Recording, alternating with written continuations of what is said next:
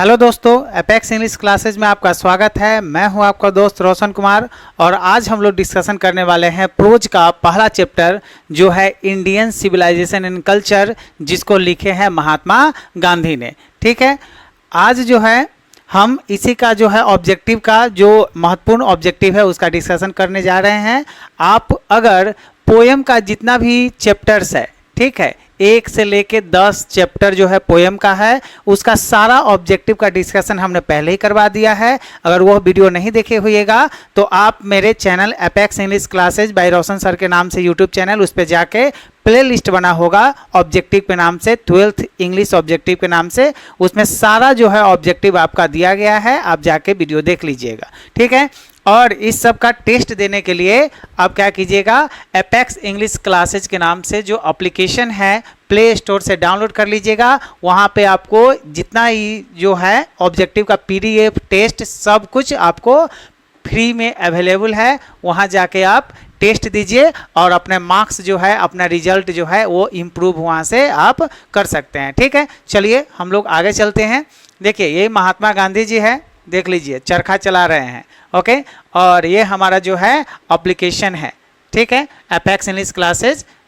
चलिए, यहाँ पर लिखा हुआ है, पढ़ लीजिए। ठीक है, यही है एपेक्स इंग्लिश क्लासेज को गूगल प्ले स्टोर से डाउनलोड आप कर सकते हैं। ठीक है, चलिए हम लोग नेक्स्ट क्वेश्चन की तरफ, पहला क्वेश्चन की तरफ चलते हैं। ठीक है, पहला क्वेश्चन है, civilisation is that mode of conduct which points out the man the path of duty is from। यह जो लाइन है वह किस चैप्टर से लिया गया है वह इसमें पूछ रहा है।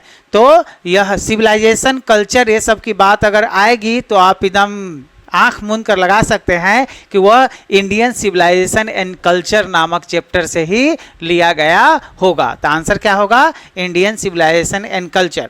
इसका मतलब क्या हुआ, civilisation is that mode of conduct, यह ऐसा चीज होता है विच पॉइंट्स आउट, जो इशारा करता है, जो इंगित करता है, to man the path of duty, है ना, ड्यूटी के पाथ पे, है ना, रास्ते पे हम चल सके, अपने कर्तव्य के रास्ते पे चल सके, वह सिविलाइजेशन हमें क्या करता है, सिखाता है। ठीक है, तो यह लाइन जो है वो किस चैप्टर से लिया गया है, इंडियन सिविलाइजेशन एंड कल्चर से लिया गया है, जिसको लिखे कौन है, महात्मा गांधी। चलिए नेक्स्ट क्वेश्चन की तरफ हम लोग आगे बढ़ते हैं। अगर कोई दिक्कत हो, परेशानी हो, तो आप इस वीडियो के कमेंट बॉक्स में आप कमेंट कर सकते हैं कि हाँ सर ये चीज़ जो है हमें दिक्कत है या इस क्वेश्चन में हमें कन्फ्यूजन है, हम उसको और एलाबोरेट कर देंगे। चलिए सेकेंड नंबर क्वेश्चन देखिए, सम ऑफ द इमीडिएट मतलब होता है तुरंत का, वर्तमान का, हाल का, एंड ब्रिलियंट रिजल्ट्स, और बेहतरीन रिजल्ट आया है, परिणाम आया है, ऑफ मॉडर्न इन्वेंशंस, जो आजकल जो इन्वेंशंस हो रहे हैं, खोज हो रहे हैं, ठीक है, नई नई चीज़ों का। इन्वेंशंस मतलब क्या होता है, जो खोज हो रहा है, ठीक है।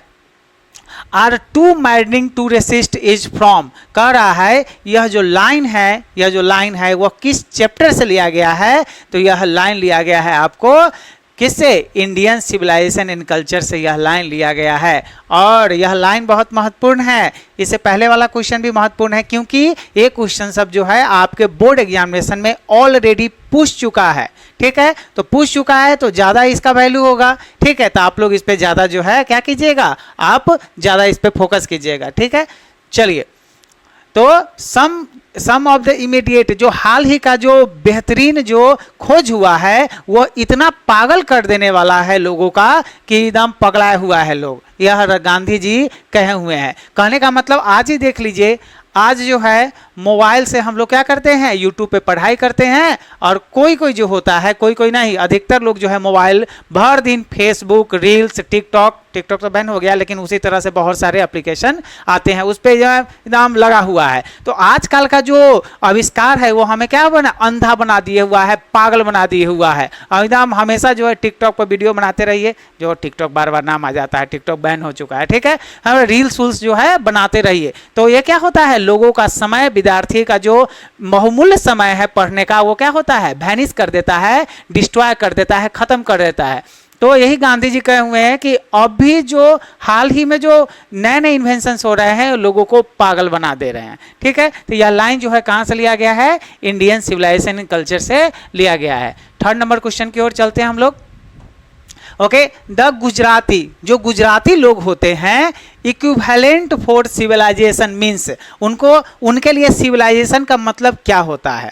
गुजराती लोगों के लिए जो सिविलाइजेशन है, जो सभ्यता है, उसका मतलब क्या होता है। सिविलाइजेशन का हिंदी क्या होता है, सभ्यता। तो गुजराती लोगों के लिए सभ्यता का मतलब क्या होता है, तो गुजराती लोगों के लिए सभ्यता का मतलब होता है गुड कंडक्ट, मतलब अच्छा से हम चल सके आगे, अच्छी तरह हम आगे बढ़ सके, उसी को वो क्या बोलते हैं, सभ्यता है ना।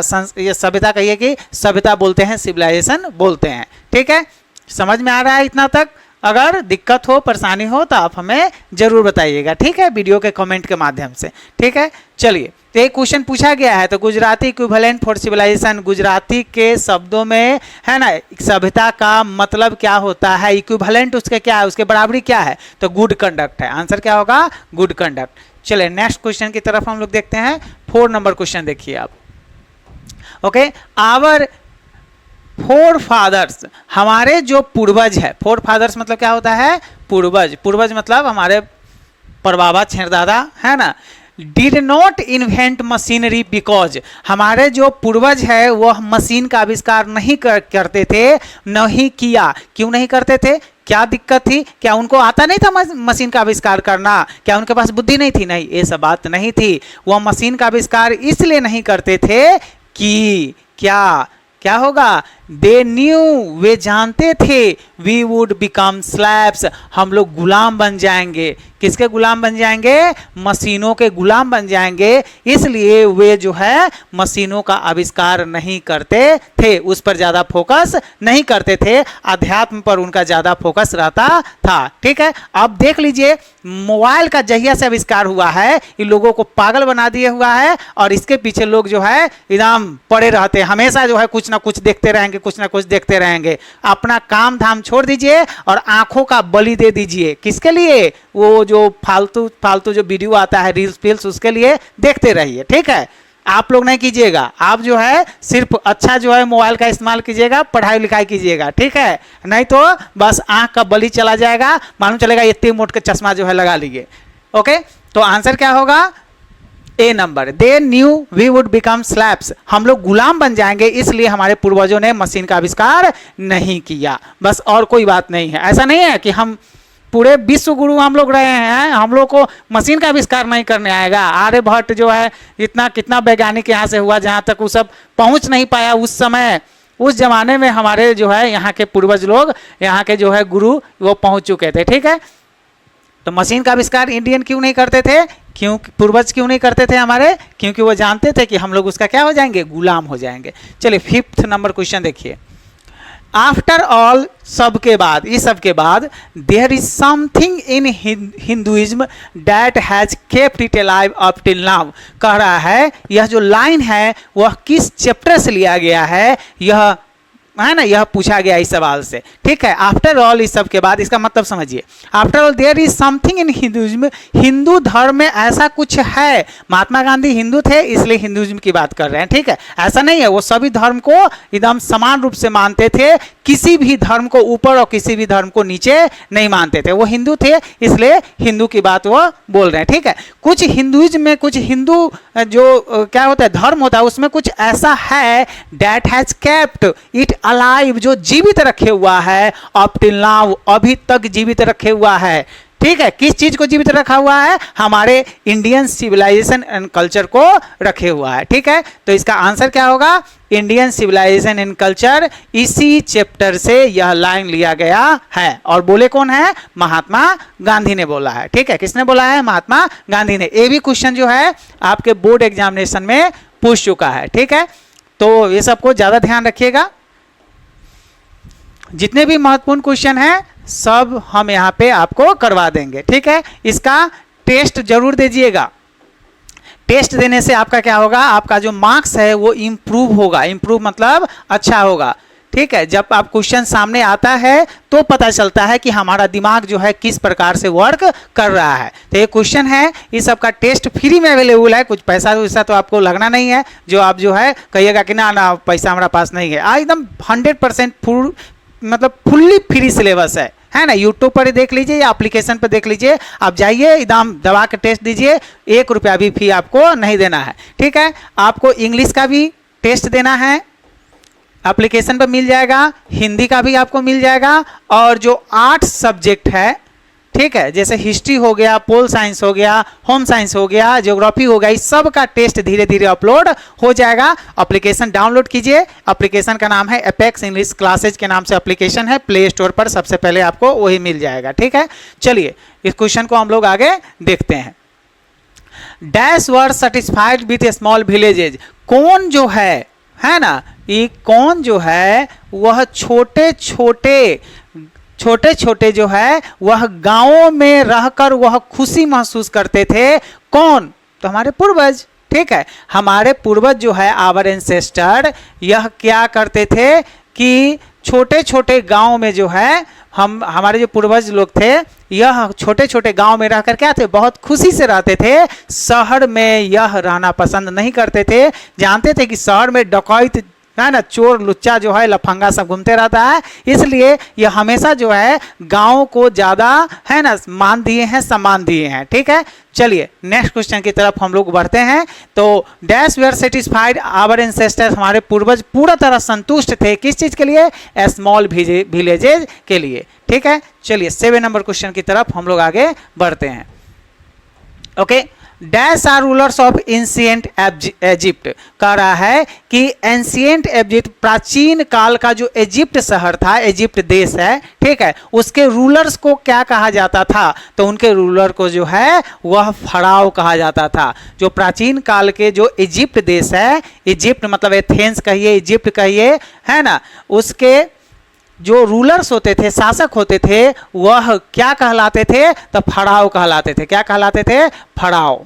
ठीक है, फराओ कहलाते थे। ठीक है, चलिए आंसर क्या होगा, pharaohs of the ancient Egypt, rulers of ancient Egypt. 8 number question देखिए। ओके, आवर एंसेस्टर्स, जो हमारे पूर्वज है, इंजॉय ट्रू डैश रूल, हमारे पूर्वज जो है वह घर पे रह के और घर के नियमों को पालन करके वह इंजॉय करते थे। तो आंसर क्या होगा, होम रूल। हमारे पूर्वज जो है घर में रहकर घर की सुख समृद्धि का क्या करते थे, एकदम भरपूर जो है आनंद उठाते थे। अब शहरों में भाग दौड़ है, पैसा पैसा पैसा, बस पैसा पैसा है और कुछ नहीं है। सुख शांति जो है क्या हो गया है, अब शहरों में खत्म हो गया। अब तो गांव में भी वैसा ही हो गया है, लेकिन जिस समय ये लिखा गया था उस समय बहुत है ना गांव ही था। भारत गांवों का देश है, सो कहने का मतलब है। तो शहर के लोग जो है ट्रू होम रूल का एंजॉय नहीं करते हैं। कहाँ के लोग करते हैं, तो गांव के लोग करते हैं। ओके, कहाँ के गांव के लोग, भारत के गांव के लोग। दूसर देश में टपना नहीं है, दूसर देश में नहीं जाना है हम लोगों को। ओके, चलिए नेक्स्ट क्वेश्चन हम लोग आगे बढ़ते हैं। 9 नंबर क्वेश्चन देखिए। Indian civilisation and culture is written by, Indian civilisation and culture जो है यह किस व्यक्ति के द्वारा, किस राइटर के द्वारा लिखा गया है, तो सबको पता है महात्मा गांधी के द्वारा जो है इंडियन सिविलाइजेशन एंड कल्चर लिखा गया है। यह चैप्टर का ही नाम है, इसमें कुछ ज़्यादा दिमाग लगाने की आपको आवश्यकता नहीं है। इंडियन सिविलाइजेशन कल्चर किसके द्वारा लिखा गया है, महात्मा गांधी के द्वारा लिखा गया। Okay, Mahatma Gandhi born in dash and died in dash, Mahatma Gandhi का जन्म कब हुआ था और उनकी मृत्यु कब हुई थी, 2 डेट दिखा हुआ है, एक जन्म का होगा और एक मृत्यु का होगा। तो महात्मा गांधी का जन्म जो है 1869 में हुआ था और इनकी मृत्यु जो है 1948 में हुई थी। ठीक है, नाथूराम गोडसे जो है गोली मार दिए थे, तो 1948 में हुई थी। आंसर क्या होगा, 1859 से 1948। ठीक है, चलिए नेक्स्ट क्वेश्चन की तरफ हम लोग आगे बढ़ते हैं। 11 नंबर क्वेश्चन देखिए। Mahatma Gandhi is also popularly known as, Mahatma Gandhi को और भी कोई नाम से जाना जाता था, लोकप्रियता थी उनकी नाम की। वह किस नाम से जाने जाते थे लोकप्रिय ढंग से, तो वह बापू या फादर ऑफ नेशन के नाम से जाने जाते हैं। अभी भी बापू कहिएगा, बापू कौन, तो महात्मा गांधी, और फादर ऑफ नेशन मतलब राष्ट्रपिता। फादर ऑफ नेशन मतलब क्या होता है, राष्ट्रपिता कौन, तो महात्मा गांधी। ठीक है, तो महात्मा गांधी राष्ट्रपिता या बापू के नाम से जाने जाते हैं। ठीक है, आंसर क्या होगा? बापू और father of the nation. 12 number question देखिए। ओके, द ऑटोबायोग्राफी और गांधी जी के द्वारा लिखा गया जो ऑटोबायोग्राफी है, ऑटोबायोग्राफी कहते किसको है? तो ऑटोबायोग्राफी खुद के जीवन के बारे में जो लिखा जाता है उसे ऑटोबायोग्राफी कहते हैं। ऑटोबायोग्राफी जो है इनका नाम किस नाम से पब्लिश्ड हुआ है? किनके? महात्मा गांधी ने अपने ही जीवनी लिखी है। ऑटोबायोग्राफी मतलब क्या होता है? जीवनी। तो अपनी ही जीवनी लिखी है, तो अपने ही जीवनी जो लिखे हैं वह किस नाम से लिखे हैं? उस किताबवा का नाम क्या है? जीवनी वाला किताब का, तो इस किताब का नाम है आपको माई एक्सपेरिमेंट विद ट्रूथ।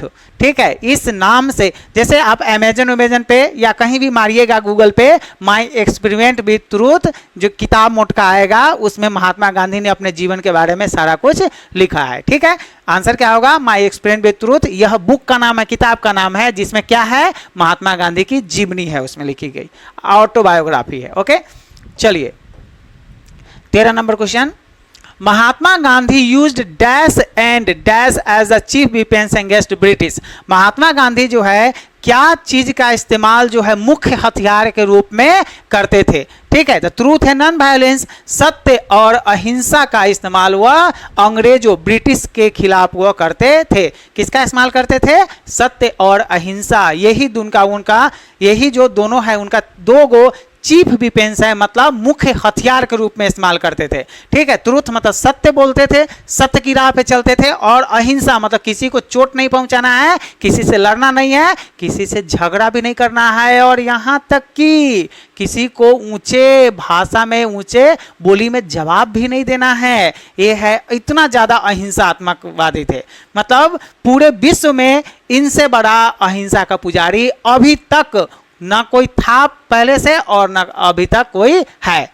ठीक है, चलिए तो आंसर क्या होगा? Truth and non violence. ठीक है, नेक्स्ट क्वेश्चन की तरफ 14 नंबर क्वेश्चन देखिए। Mahatma Gandhi work reveal that he was the. Mahatma Gandhi का जो वर्क है, जो काम है, ठीक है, वो रिवील, वह प्रकट होता है। रिवील मतलब प्रकट होता है, किस नाम से? ठीक है, तो यह लाइन दिया गया है किससे? इंडियन सिविलाइजेशन कल्चर से, और यहाँ पे होगा Mahatma Gandhi work reveal that he was the great master of chest. Chest मतलब होता है सादा जीवन। ठीक है, सादा, तो सादा का मतलब जो सिंपलिसिटी है उसके वो क्या थे? मास्टर थे। कौन? महात्मा गांधी। ठीक है, यह लाइन जो है इंडियन सिविलाइजेशन कल्चर से लिया गया है, और इसको लिखे हैं महात्मा गांधी ने। ठीक है, चलिए नेक्स्ट क्वेश्चन की तरफ हम लोग आगे बढ़ते हैं। 15 नंबर क्वेश्चन देखिए। गांधी जी टॉक मतलब बात करते हैं अबाउट, गांधी जी टॉक्स यहाँ पे होगा अगर टेंस देखा जाए, हालांकि बुक में ग्रामेटिकल को है ज़्यादा तवज्जो नहीं देखा जाता, लेकिन ठीक है हम लोग देखते हैं। गांधी जी टॉक्स मतलब बात करते हैं about dash of Indian civilisation.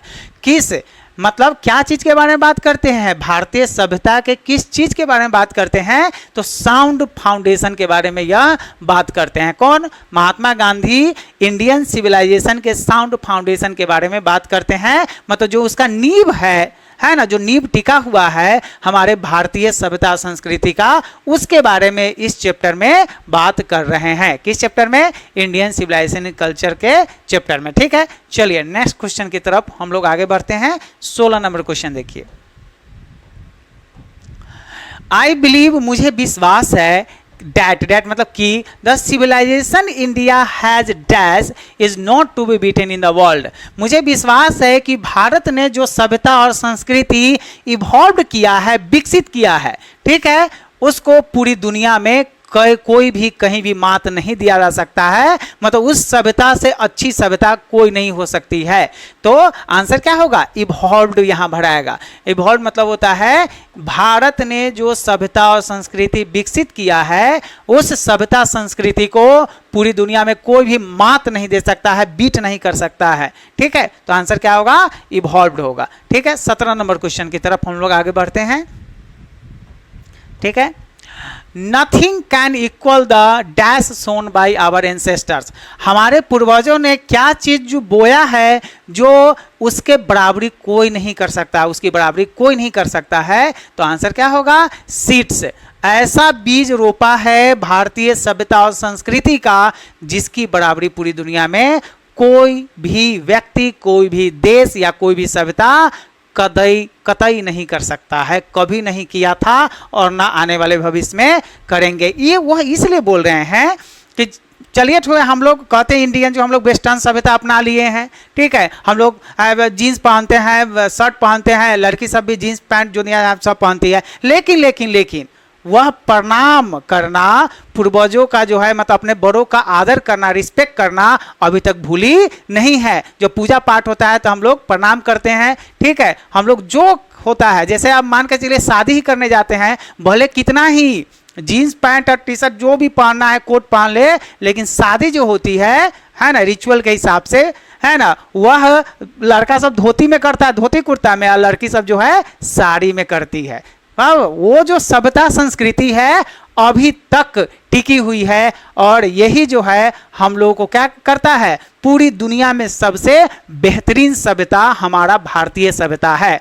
सारी सभ्यता खत्म हो गई, बेबीलोन की सभ्यता है ना, चाइना की, चाइना तो कुछ सभ्यता था कि नहीं था पता नहीं, ठीक है, फ्रांस की सभ्यता हो गया, एटिक सिविलाइजेशन हो गया, सारी सभ्यता खत्म हो गई, मिस्र की सभ्यता हो गई, लेकिन भारतीय सभ्यता और संस्कृति अभी तक साउंड एट द फाउंडेशन है, वो अपनी नींव पर टिका हुआ है, ठीक है। आप लोग भी जानते हैं और हम भी जो है आपको बता रहे हैं, और महात्मा गांधी भी क्या कर रहे हैं, आपको समझा रहे हैं कि भारतीय सभ्यता संस्कृति अभी तक टिकी हुई है, वह कहीं नहीं गई है, ठीक है। चलिए 18 number, but India is still, लेकिन भारत जो है अभी भी somehow किसी ना किसी तरह, और other sound at the foundation, वह किसी ना किसी तरह अभी भी है ना अपने नींव पर, अपनी सभ्यता संस्कृति के नींव पर अभी भी वह टिका हुआ है। सभ्यता संस्कृति वह छोड़ा नहीं है, किसी ना किसी तरह अभी भी टिका हुआ है। वो बताए थे ना शादी वाला बात, ठीक है, कितना भी कुछ हो जाए, पूजा पाठ में देखिएगा तो धोतिया पहन के जो है हमारे घर के लोग बैठते हैं, ये नहीं कि चलिए जो है कोटे पहन के बैठ जाते हैं, ऐसा नहीं होता है, ठीक है। चलिए नेक्स्ट, किसी न किसी तरह अभी भी हमारा संस्कृति सभ्यता टिका हुआ है। Next question, the people of Europe, Europe के जो लोग होते हैं, लर्न सीखते हैं, देयर लेसन्स अपना सबक सीखते हैं, from the writing of the main of, कहाँ के लेख से, कहाँ की लेखनी से अपना है ना क्या करते हैं, अपना लेसन, अपना सबक सीखते हैं। तो ग्रीस और रोम के लेखन से वह अपनी जो है क्या करते हैं, लेसन, सबक सीखते हैं। क्यों? ग्रीस की सभ्यता खत्म हो गई, महान रोमन साम्राज्य जो था उसकी सभ्यता क्या हो गई, खत्म हो गई, और इससे जो है वह यूरोप के लोग क्या करते हैं, सीखते हैं कि भाई ऐसा गलती करना नहीं है। लेकिन यूरोप के लोग भी बहुत आगे बढ़ चुके हैं, है ना, उनकी भी सभ्यता संस्कृति अब जो है टिकने वाली नहीं है, धीरे धीरे वहां पे खत्म हो रही है।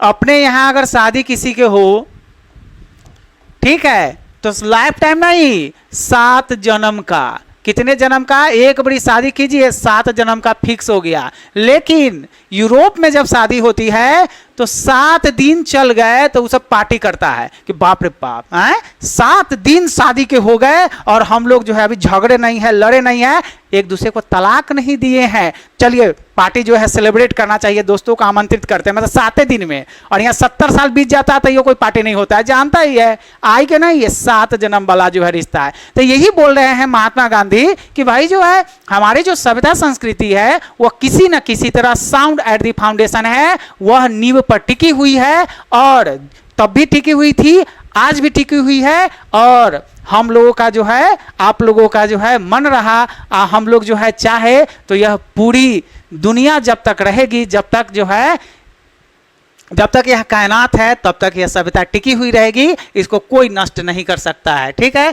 तो हम लोग की जिम्मेवारी है, ठीक है, आप लोगों की जिम्मेवारी है यंगस्टर की कि सभ्यता को क्या करे, आप टिका के रखें, नहीं तो क्या हो जाएगा, हम लोग भी बस 7 दिन की शादी वाला जो है एंजॉय करेंगे कि चलो 7 दिन शादी के हो गए, चलो पार्टी उटी करते हैं, क्योंकि 7 दिन से ज़्यादा टिकने वाला नहीं है। वो सब जो है अपनी ज़िंदगी में ना कम से कम 10-15 विवाह नहीं करता है तो क्या होता है, काम नहीं चलता है। हम लोग का बस एक ही शादी होता है, एक शादी हो गया 7 जनवरी तकला काम खत्म, फिक्स हो गया। ठीक है, तो हमारी सभ्यता संस्कृति है, हमारी सभ्यता संस्कृति की यह देन है। ठीक है, चलिए नेक्स्ट क्वेश्चन की तरफ हम लोग आगे बढ़ते हैं। 20 नंबर क्वेश्चन देखिए, in the midst of all this, इस सब के बीच में, मिडेस्ट मतलब होता है इस सब के बीच में, दिस इंडिया रिमेन्स, भारत जो है अभी भी है, रिमेन्स मतलब अभी भी है, क्या, dash and that of for glory, अभी भी जो है वह इमूवेबल है, मतलब इसको अभी तक कोई जो है मूव नहीं कर सका है, इसको कोई आगे बढ़ा नहीं सका। कहने का मतलब है इसको कोई अपने जो साउंड एट द फाउंडेशन है, अपने नींव पर, अपनी सभ्यता संस्कृति पर टिका हुआ है, इसको अभी कोई जो है इसको हटा नहीं सका है, मतलब इमूवेबल है, मतलब टिका हुआ है, अभी भी अपने सभ्यता संस्कृति पर हमारी सभ्यता क्या है, टिका हुआ है। ठीक है, बाकी सारा सभ्यता खत्म हो गया, लेकिन भारतीय सभ्यता संस्कृति अभी भी टिकी हुई है, आप भी जानते हैं और हम भी जान रहे हैं। ठीक है, जैसे आप विद्यार्थी है, नहीं हमसे मुझसे छोटे ही होंगे, तब भी मैं क्या कर रहा हूँ, आप कह रहा हूँ, तो यही तो हमारी सभ्यता संस्कृति है ना, कि छोटे को भी हम लोग क्या करते हैं, बहुत इज्जत से बात करते हैं, अब बड़े को भी तो भाई प्रणाम, दंडवत प्रणाम करते हैं, प्रणाम ऐसे करके, नहीं तो पैर छू के, दोनों पैर छू के। ठीक है, तो ये हमारी सभ्यता और संस्कृति है। ठीक है, भले बाहर कितना ही जो है लफुआई कर ले, बदमाशी कर ले, लेकिन बाबूजी जब डांटते हैं तो एकदम बकरी बन के सुनते रहते हैं कि ये क्या हम लोग बोल नहीं सकते हैं, नहीं बोल सकते, लेकिन हमारी सभ्यता संस्कृति ये हमें इजाज़त नहीं देता है कि अपने से बड़ों के आगे जो है हम लोग बोलने की हिमाकत करें, और उनके विरुद्ध काम करने का तो अलग बात है। ठीक है, मतलब कभी नहीं हो सकता, हम लोग से हो ही नहीं सकता, संभव ही नहीं है, हमारी सभ्यता और संस्कृति में ही ऐसा नहीं है। चलिए, तो आंसर क्या होगा, इमूवेबल, रिमेन्स इमूवेबल है, मतलब अभी भी वह मूवेबल नहीं हुआ है, अभी भी सभ्यता संस्कृति टिकी हुई है। ठीक है, चलिए 21 नंबर क्वेश्चन को हम आगे देखते हैं। इट इज चार्ज एंगेस्ट इंडिया, ऐसा भारत के देश पर दूसरे लोग जो है चार्ज लगाते हैं, मतलब क्या करता है, दोष लगाते हैं। कैसा दोष लगाते हैं कि हर पीपुल आर सो, यहाँ के जो लोग हैं, मतलब यूरोप के लोग, अमेरिका के लोग या अन्य देश के लोग जो है इंडिया के ऊपर, इंडिया के लोगों के ऊपर जो है ऐसा आरोप लगाते हैं, चार्ज मतलब आरोप लगाते हैं, ऐसा दोष लगाते हैं क्या, कि इंडिया के लोग अनसिविलाइज्ड है। दूसरे लोग लगाते हैं, क्या है, वो अपने अनसिविलाइज्ड है, तो हम लोगों को कहते हैं अनसिविलाइज्ड, हम लोग अनसिविलाइज्ड नहीं है, हम लोग ज़्यादा जो है मान प्रतिष्ठा का ख्याल रखते हैं,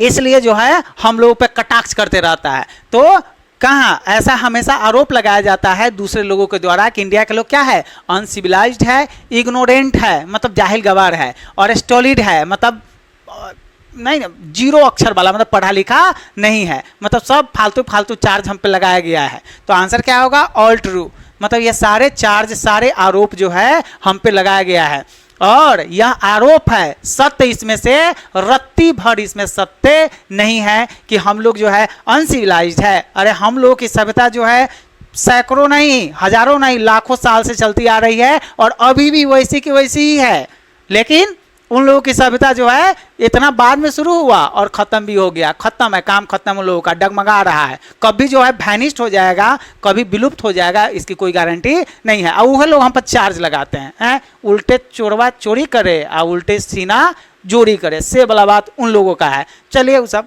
हटाइए, हम लोग जो है अपने सभ्यता संस्कृति को पूरी मजबूती से पकड़ कर रखेंगे। ठीक है, चलिए 22 नंबर क्वेश्चन देखिए। मेनी ट्रस्ट, बहुत सारे जो ट्रस्ट है, their advice upon dash and see remains study, बहुत सारे लोग जो है इस पर जो है एडवाइस है, उसका जो मत है क्या, इंडिया पे मत है क्या, एंड सी रिमेन्स स्टडी, बहुत सारे लोग इस पर जो है ऐसा थ्रस्ट करते हैं कि इंडिया जो है, इंडिया पर, यह लाइन जो है कहाँ से लिया गया है, यह लाइन इंडियन सिविलाइजेशन कल्चर से लिया गया है, और बीच में क्या होगा, इंडिया होगा। कह रहा है लाइन को पूरा करने के लिए, तो इस बीच में क्या भराएगा, इंडिया भराएगा। ठीक है, बहुत सारे जो है एडवाइस हम लोग को ऊपर थोप जाता है, आप ही कीजिए, वो कीजिए, वो कीजिए है।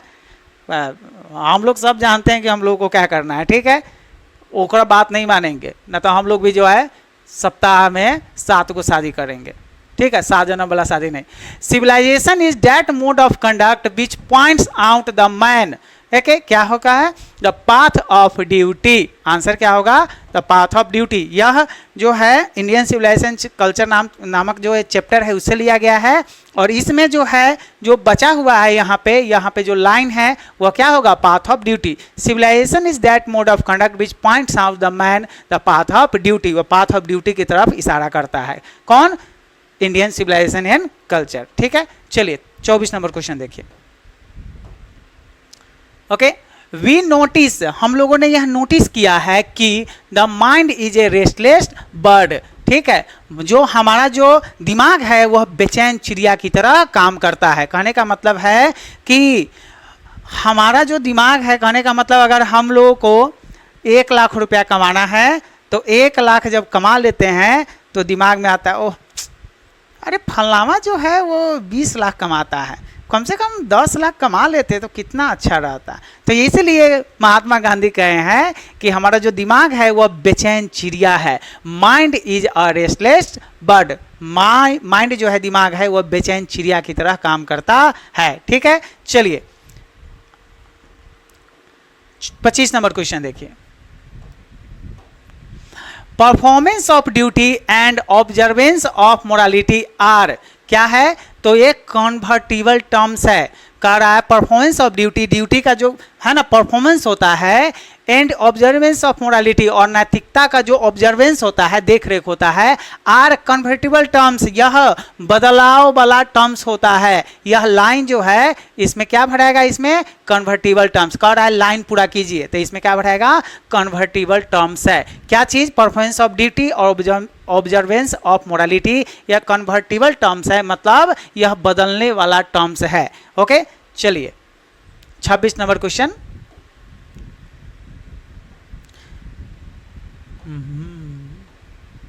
चलिए ठीक है।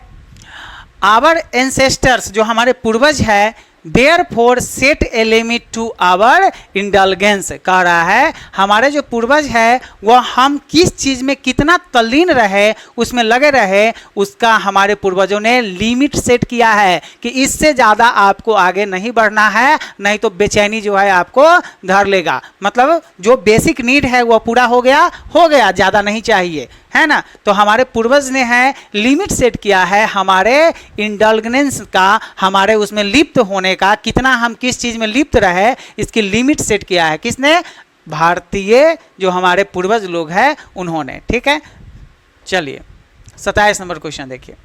आवर एंसेस्टर्स सॉ, हमारे पूर्वज देखते थे, the happiness was largely A dash condition, जो हैप्पीनेस है, हैप्पीनेस मतलब जो खुशहाली है वह एक मेंटल कंडीशन है। क्या है, एक बौद्धिक जो दिमागी रूप का जो कंडीशन है वह हैप्पीनेस होता है। कहने का मतलब कोई आदमी कह रहा है कि हमारे पास जो है 10 लाख रुपया हो जाएगा या 10 करोड़ रुपया हो जाएगा तो हम क्या करेंगे, हम खूब खुश रहेंगे, खूब खुश रहेंगे। तो इसमें गांधी जी कहे हुए हैं नहीं, ये गलत बात है, ये गलत है।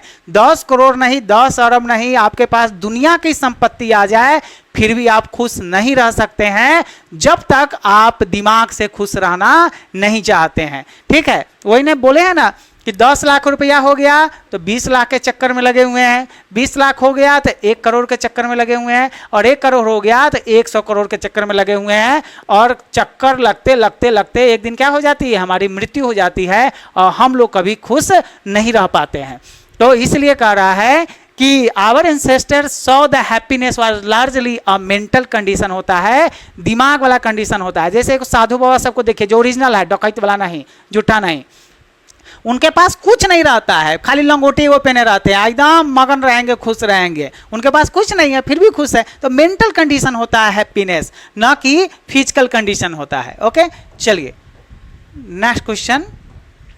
Our ancestors dash us from luxury and pleasure, हमारे जो पूर्वज है वह हमें लग्जरी भोग विलास वाला जो है और प्लीजर जो आनंद है उससे क्या करते थे, रोकते थे, है ना, उसको मना करते थे कि वो चीज़ नहीं करो। क्यों? क्योंकि पता है जब हम लोग भोग विलास में लग जाएंगे, हम प्लीजर आनंद में जीवन बिताने लगेंगे, तो हमारा जो शरीर है वह बीमारियों का क्या हो जाएगा, घर हो जाएगा। बहुत दिन बैठे हुए हैं, बीपी, ब्लड प्रेशर, चीनी, शुगर, ये सब बढ़ गया, आदमी का शरीर हो गया खत्म। इसलिए जो है हम लोगों को हमारे पूर्वज है ना लग्जरी और प्लीजर्स के आनंद से क्या करते थे, रोकते थे। तो डिस्यूडेड होगा, डिस्यूडेड मतलब होता है रोकना।